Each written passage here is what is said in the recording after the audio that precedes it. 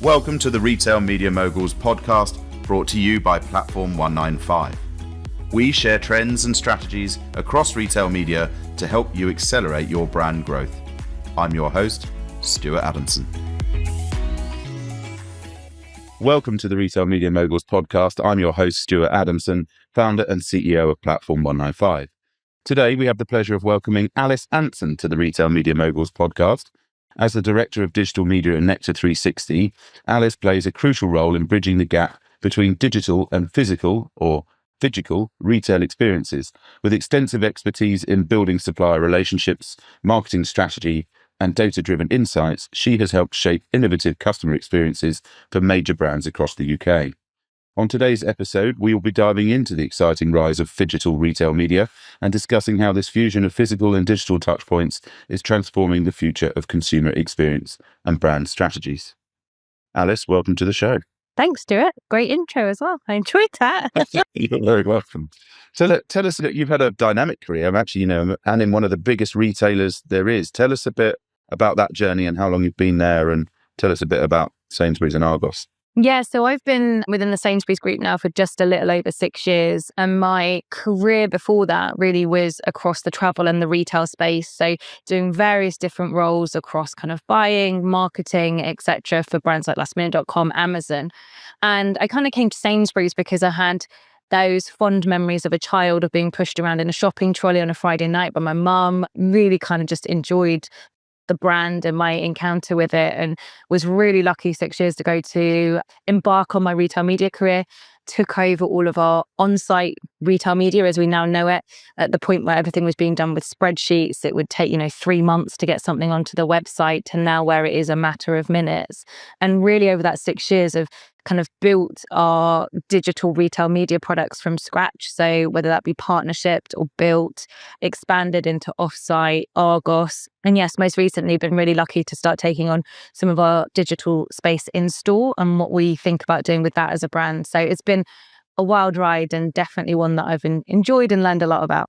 Just give us a quick view of that product suite. Let's do online first, because I'm really excited about the in-store stuff. So just online, just tell us what you've got that, if I was a partner coming in and wanting to buy it, what would you be selling me? Yeah, so from our website, so whether that be Sainsbury's, Argos, Habitat and Tea, we've got everything from kind of sponsored products across search, browse, offers, homepage, through to banner advertising, through to kind of shop-in-shop experiences. I think kind of branded shops, recipes, all of those kind of portfolio of things. And we run majority of that through citrus advertising. We have our post-checkout non-endemic experience that we work with a company called Rockton, and we're just looking at how we expand that out, not only to kind of have the typical non-endemic experiences, but how we start to capture more loyalty and use that placement to really kind of capture more customers within our Nectar journey, which is obviously the data that powers everything. And then we have our proprietary DSP that we built in-house, which is called our digital trading platform. And that allows you to activate campaigns across social media, the wider web, video, and connected TV. And you can build out your audience sets, push your creative, and then get all of your measurement there in real time to both your traditional media metrics, so impressions, clicks, etc., but also all of your sales conversions, and be that in-store or online. And again, that's all kind of connected through the Nectar card and all of the data that we capture there. Wow. So on your self-serve platform, so that DSP, how many advertisers or partners have you got running through that now? In excess of 100, I would say. And it's really like, if you think about advertisers, right? So I would more translate that to brands, because actually we work with all the big holdcos as well. So when you think about the holdcos, they're kind of running multiple different brand campaigns across there. So it's really kind of grown over the last 3 to 4 years. And we've expanded out recently into Argos as well, and capturing the general merchandise market, which is phenomenal, but still relatively small. If you think Nectar 360, we work with around 950 different clients every year. So it's growing, part of our portfolio, but we've got a long way to go to capture everyone. Yeah. So those products, so for each of those 950, are they then doing multiple products within that?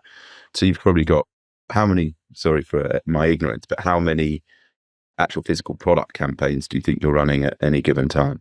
any given time, I wouldn't like to say, but, we are well into the thousands and thousands of campaigns every year. We never like to put a number on it, so to say, but I know that kind of my campaign and media management team for Black Friday, for example, just within Argos, I think we were upward of 5,000 campaigns over that period of time. So it's pretty phenomenal amount of work that the teams get through every year. Yeah, scales. So how big is that team now? So my team is around 60 people, and that's split across kind of our Sainsbury's on-site, Argos, and then media agency, client service teams, and broader digital partnerships. The total Nectar 360 business is over 200 people, and that's across data, planning, client service, campaign and media management. And then we're really lucky that we do sit part of an amazing retailer, and as part of that, we have access to centralized analytics functions, finance, HR and talent, and then our amazing product and engineering teams who actually build everything that we're then able to put out into market. So it's a really nice kind of matrix organization, if you like. Yeah. And that product and engineering team, that sits within the main business product and engineering team, but helping you build the media solutions out. Is that right? Yeah, absolutely. So all of our product and engineering teams are kind of organized in different verticals. And we have a media agency vertical that we work extremely closely with to prioritize everything and build everything out. And we're really lucky that actually we've got some amazing people within that team with a lot of ad tech experience, which actually, when you think of a business like Sainsbury's, you probably wouldn't expect, the likes of people who've come from Meta and Google and Sky, etc. But that's really the talent that retail media is now attracting. Yeah, that's awesome. And what about the support then from the sort of stakeholders within the business? Are you getting the support you need? Is there still a little bit of tension between retail media and product and commercial and e-commerce? I think there is tension, but I think that's really healthy because at the end of the day, without those kind of challenging conversations around what is best for the customer, what is best in terms of the mindset of the customer at different points in the customer journey, we wouldn't really be doing our jobs properly. I definitely don't think within our organization it's that negative tension that you sometimes hear of within kind of retail media businesses, but ours is all around actually how do we make sure that everything we're doing feeds back to that customer mission, feeds back to, the reason that they've trusted us with their data and all of their information is because they want us to reward them for that. They want us to kind of give an exchange for that. And those are the kind of debates that we have in the room, which I really enjoy. And I think it's interesting because we are the guardians, if you like, from a media perspective, but then you start to hear some of the stuff around, well, actually, if we do this, what does that do to page load speeds? And then how does that completely change the customer experience? And I think it's those different perspectives that actually is why I love working in retail media, because you're not working in, silo. Yeah, not working in a pure media business, but you're working as part of a big retailer. That's fantastic. And actually, I've seen that switch the last few years where actually you're getting people in these organizations that now they really accept that retail media is part of the world, and actually they have to accommodate it rather than it be a bunch of media people trying to bang on their door saying, please help us get some sponsored ads on the site. It's a part of their job to make sure it all works in harmony. Tell us about that. You mentioned doing the sort of non-endemic experiences post-sale. Are you taking non-endemic advertisers on the site, or is it post and away? Yeah, so from a non-targeted perspective, so think our digital screens, think our store estates, etc. And we've kind of done non-endemic for quite a while. So think of the likes of Apple Pay, etc., and kind of advertising that those have kind of opened up as new channels. Again, for us, it all comes back to what is that customer mindset at that point in time. What are they looking for? What would they expect? How are we helping them to kind of complete their mission with us? So non-endemic in that sense, we've done for a while, and we're continuing to scale that. The post-checkout piece that we implemented last year with Rocked is all around actually how do we not disrupt the customer journey, but provide an opportunity to create more of a loyalty experience once they've completed their shop. And it's definitely something that has really resonated extremely well with our customers, really high conversion rates from that channel. And we're starting to learn more and more about what customers want to see at that point in the journey. So yeah, it's really interesting for us. Exciting. So your loyalty data is obviously such a huge part of that retail media offering. How are you using that versus just sort of standard search data on site? What's the sort of proportion of use in that? Tell us about how you're using that data for partners. Yeah, so we obviously have all of the traditional on-site stuff that you would experience, but actually the power of the Nectar data that we have, and also our platform, Sainsbury's Insight platform, where we have a version both for Sainsbury's and Argos, allows us to really dive into more of actually what the customer's thinking and feeling as well. So through that platform, we can look at kind of cross-shopping behavior. Within our Argos platform, we can actually look at the full customer journey. So post-search, what did they go on to look at? What were all of the search terms that actually converted versus just the search terms that were being used? What type of customer group was within there? So through that, actually, we're able to provide a much richer view on how our brands can talk to customers at the right point in the journey, but also with the right messaging. And that's something that we're really passionate about. Is retail media is just a media channel, right? But you can't recycle an TV ad and then put it on a website and expect it to convert in the same way. So actually, through using the customer data, how can we understand that this is a value customer versus this is a customer that's really passionate about kind of ethical credentials, and then change the advertising content according to that and serve the right message for the right customer, and then ultimately at the right point in their journey. And is that happening? Or does it get too segmented and too fragmented? The bottom of the, as you segment and segment and segment, or is it sort of in the nascent stages? It depends on the point in the journey you're at as a brand, if you like. Some of the biggest advertisers in the world are FMCG brands. And so, they definitely come to us with much more granular plans that they want to, activate against. And we're really lucky that we have the data where we can do that and we can prove the returns. And then you have brands that are on the start of that journey where actually it wouldn't make sense for them and they wouldn't be learning anything particularly significant.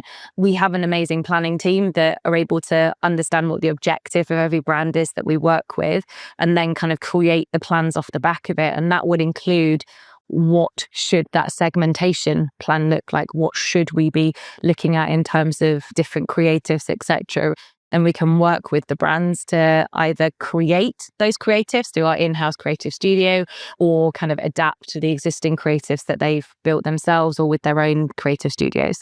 Brilliant. So with that data in mind, how are you bridging that gap between online and in-store, the phygital piece? How are you using that data to do that? It's amazing because if you start to look at our offsite proposition and all of the data that exists within that, it's true, around 80% of the sales still do happen for Sainsbury's, slightly different within Argos, in a physical environment.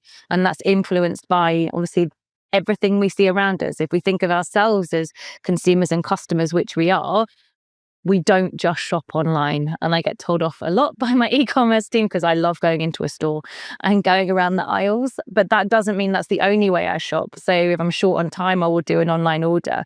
And so through the power of obviously our Nectar data, we can understand how customers shop and what their preference is, whether they're a single channel shopper or whether they're a multi-channel shopper, and then take the different experiences that they're expecting into consideration. So when you start to overlay the data within a physical store environment, that can be stuff like actually inspiration within BWS categories, because actually it's Christmas and I've got friends coming around and I'm not really too sure what kind of wine I should be buying because that's not in my wheelhouse, versus some of our bigger kind of power aisle executions. So be that our Sainsbury's Live proposition, which is our 75-inch screens through Clear Channel, or some of the newer propositions that we've got in some of our concept stores where it's all around driving awareness of offers that we've got, of Nectar price offers, but also some seasonally relevant products. And through using the data that we have around what customers are looking for at that time,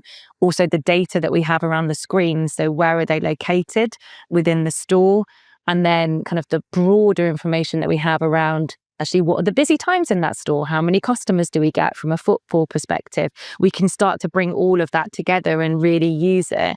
And I think the interesting thing for me is where that then goes once you've got that basis. So how do you start to bring in additional targeting levers such as weather data or pollen data, etc., to really start to switch up those messages and overlay actually stuff that is super relevant from a customer perspective. And I liked the point earlier that you said around kind of retail media, it's a part of the acceptance. And I think retail media is really additive to a retail environment because, let's be honest, if we get it right, we drive sales. And ultimately, that's what we want to do, whether you're the brand or whether you're the retailer.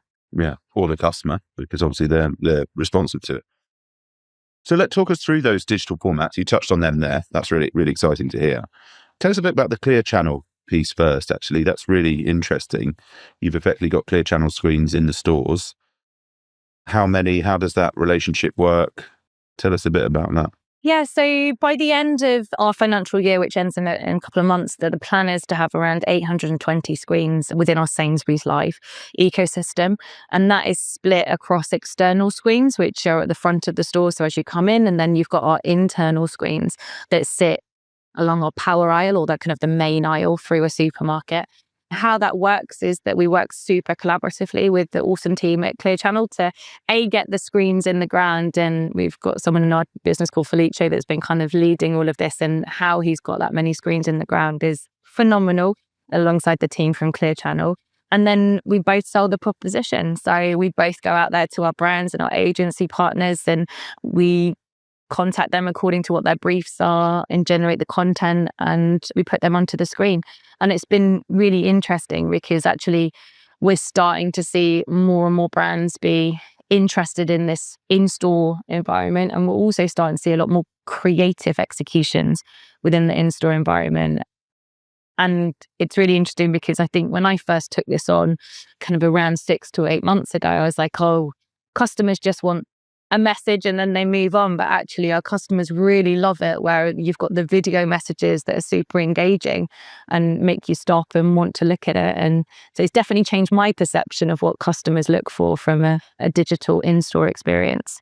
Are they Clear Channel effectively doing backfill, or have you split the client base and you say, like, we're going to go after this sort of endemic brands, you can go after non-endemic? How have you divided the world up?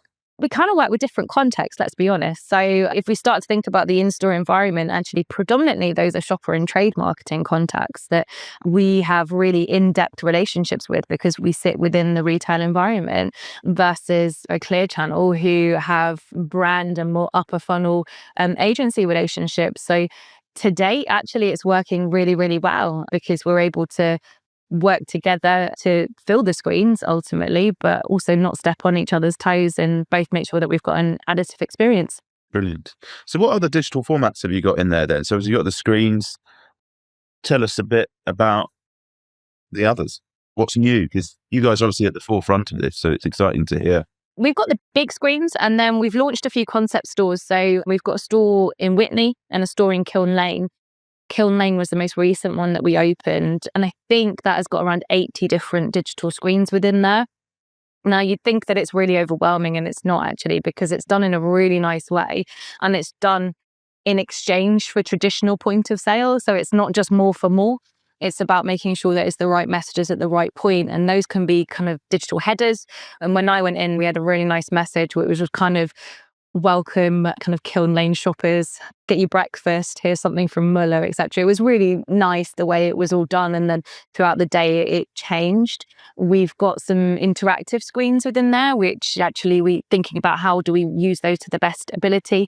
And then you've also got our smart shop concept, which is the kind of handsets that you're able to use as you move around the store. And we started to sell kind of for homepage advertising on that about 12 months ago, and that's something that's working really well, and we see quite a big uplift in sales off the back of that. So thinking about how we become more intelligent through our process there, and the whole thing for us about our digital physical estate is how do we make sure it's all really connected together, so that as a customer you're not just seeing a whole wallpaper of the same thing and as you're walking around the store, but it feels the right messaging at the right point in the journey. And that's something that we're starting to work through now as more of our stores will become more digital over the next few years.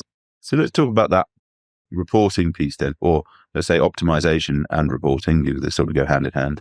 How are you doing that from a connected on-site, off-site? Talk us about how you connect all those things together. Yeah, it's something that we're, alongside a lot of our kind of peers within the retail media space, we're kind of on the journey to connect that up more and more. We sell a lot of omni-channel campaigns, so it's always been part of our toolkit to be able to pull together all of the reporting and look at total sales uplift, but also total brand uplift.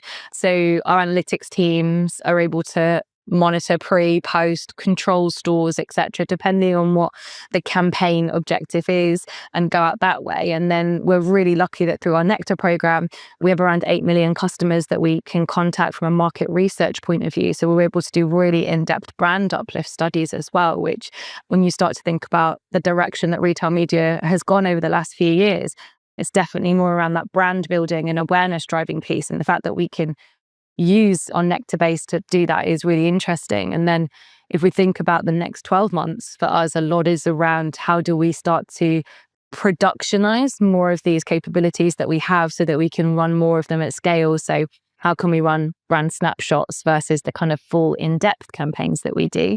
And then also, how do we make sure that we're continuing on that path to standardization of the metrics that we use within the retail media space? And obviously all the work that ISBA and the IOB have been doing around standardization of metrics and definitions, which personally is super important to me because that's how we actually compete with those really established media channels like programmatic, like CTV, etc. And that will be a journey that we continue to go on, not just the 12 months, but probably forevermore, right? Yeah, exactly. So you mentioned earlier about the creative executions that these partners are wanting. That's really exciting because, and obviously you've got in-store is a creative environment waiting to happen. How are you, and obviously online there's experiences and things. Give us some examples of how you're doing those or what creative executions partners are doing. We're seeing all sorts of stuff. I think one of the campaigns that I really enjoyed over the Christmas period was something that we did with Lego. So we did a big gamification campaign with Lego, which was all around kind of engaging with us as a brand and then spinning a wheel, if you like, to then get a reward out of the back of it. And some of the prizes were amazing. You could have won a trip to Legoland, you could have won Lego kits, but also you could win, discounts off the products that we sold. And they really brought that to life through the really strong power of their brand and the characterization that they have through their characters, etc. And the piece that I liked the most about that was actually the creative told a story. So we didn't just get the same creative every point that you looked at it. If you were getting it in an email, it was all around the Lego characters kind of telling you what to do. When it was on the website, it was the Lego characters kind of directing you to the different areas of the site that you needed to go to. And I thought that was really, really interesting. The other stuff that we've done that I personally have loved over the last 12 months is our purple Coke can that we launched back, I think it was in the summertime. And that really shows the power of creativity, I think, through the retail and retail media piece and how it can all come together, because there's not many channels that can hand paint 100 purple cans, put them in boxes, and then create the media storm that we did across social media and back that up with all of the retail media touch points that allowed us to really kind of push that messaging out to customers. And it was something that customers absolutely loved. It was a real unique moment. And I think that's what I hope moving forward, is that we can create more of those unique moments that really kind of drive that customer engagement and that customer loyalty into the retail channels. Absolutely. And actually it builds deeper connections with your partners, deeper connections with the customers. It creates brilliant results that you can go back to your partners with and say, look at this. I think gamification is just a huge piece of retail media. And we've always used it for our partners and previous roles because it's just a way of really demonstrating the power of the brand has in terms of getting engagement from customers. And ultimately that pushes you up. It shows that you can do work up further up the funnel and ultimately prove your value in that area. And your deal sizes and relationships just get stronger and stronger as a result of doing that stuff. And customers love it.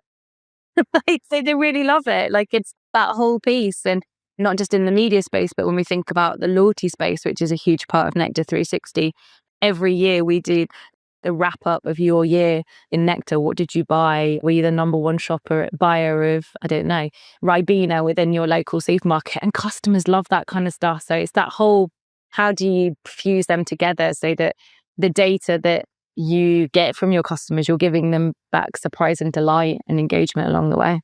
Fantastic. So tell me about the AI. Obviously, it's a big buzzword. Everyone's talking about AI. Are you using AI in retail media yet? Have you got it in the plan? Does it have an application in here? Yes, I think, let's be honest, AI is not a new thing. I think it's a new buzzword for us, but think of social media and the campaigns that we've been running in that space for years. It's the AI algorithms in the background that are actually serving them to you. I think if you think about actually from a client to retailer relationship, there's kind of two areas of AI growth I see. So there's the growth of the predictive AI. So when you think about the volume of data that we sit on, it is billions and billions of rows of data.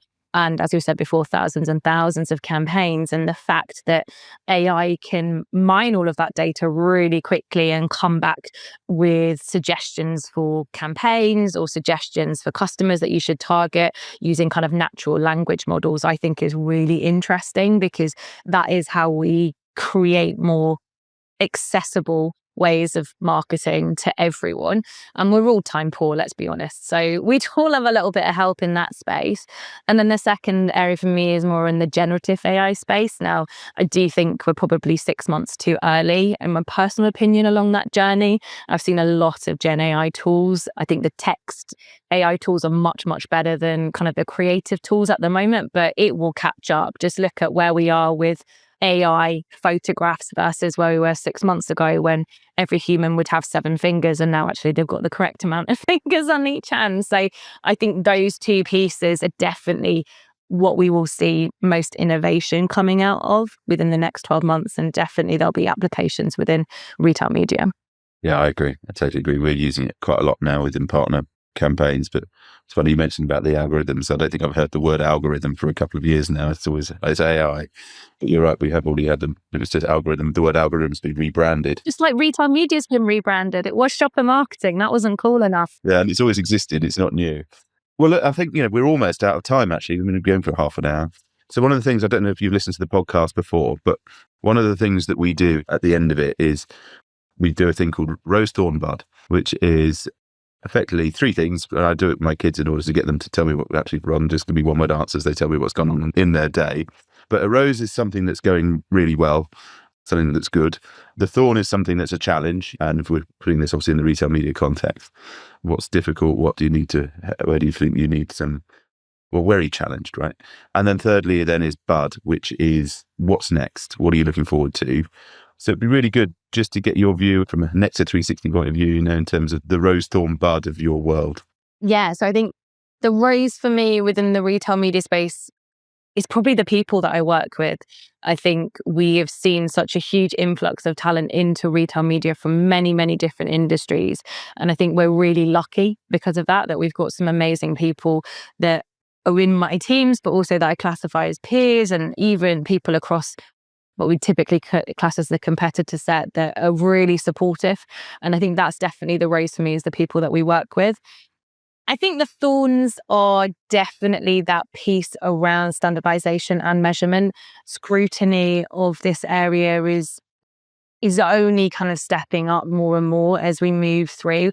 And there are some real hurdles that we have to jump over, because when we think about the retail media ecosystem, actually, if you think about CTV, it's pretty simple. You're selling a campaign across a TV infrastructure. If you think about retail media, actually, for me, it's the horizontal of the data that sits against all of the different channels. So we have so many channels that we need to think about how we pull everything together, how we standardize everything, lots of different technology that's behind that then we need to work with the partners to standardize all of the information that we're getting back. So that's the one that for me is just a little bit gnarly, and something that I think we will continue to have to get through. And then the bud, what am I excited about? I think I'm really excited this year to see what the role of technology continues to be within this space. I think we're going to see more innovation than ever before. I think we're going to see a lot coming out of markets that we might not necessarily expect. There's some amazing stuff happening in Latin America. I think Asia is a little bit overlooked within the retail media space, and I'm really interested to see how that starts to come together, and also how we start to see more collaboration across the broader commerce space within that environment, because actually there's a lot of non-compete areas within commerce, and I think we'll start to see some divergence there, and I think that will just create amazing innovation. And innovation and technology is something I'm super passionate about, so yeah, definitely something I'll be looking out for. Yeah, interesting, that global view. In Asia, Asia is doing it, but it's always been fragmented. Asia is not one thing. It's 14 very different markets of varying sizes and very, very different shopper habits. It's a tough nut to crack, but huge development in Australia. I mean, that's really exciting down there. Well, look, I think we're out of time, Alice, but I just want to say a huge thank you. Thank you for joining us on the podcast and sharing all those insights on the rise of Phygital and the developments at Nectar 360. It's really inspiring. So, thank you. Really excited to see where that journey goes, and hopefully you'll come back on and talk to us about that at some point. Lovely to have you back, but thank you so much in the meantime. No, thank you so much. Time has flown by, which is always a good thing, I think. Yeah, it is. The Retail Media Moguls podcast is brought to you by Platform 195. To learn more about Platform 195 and how to connect retail media with intelligent marketing to accelerate growth, visit platform195.com. And then make sure to search for Retail Media Moguls in Apple Podcasts, Spotify and Google Podcasts, or anywhere else podcasts are found. Make sure to click subscribe so you don't miss any future episodes.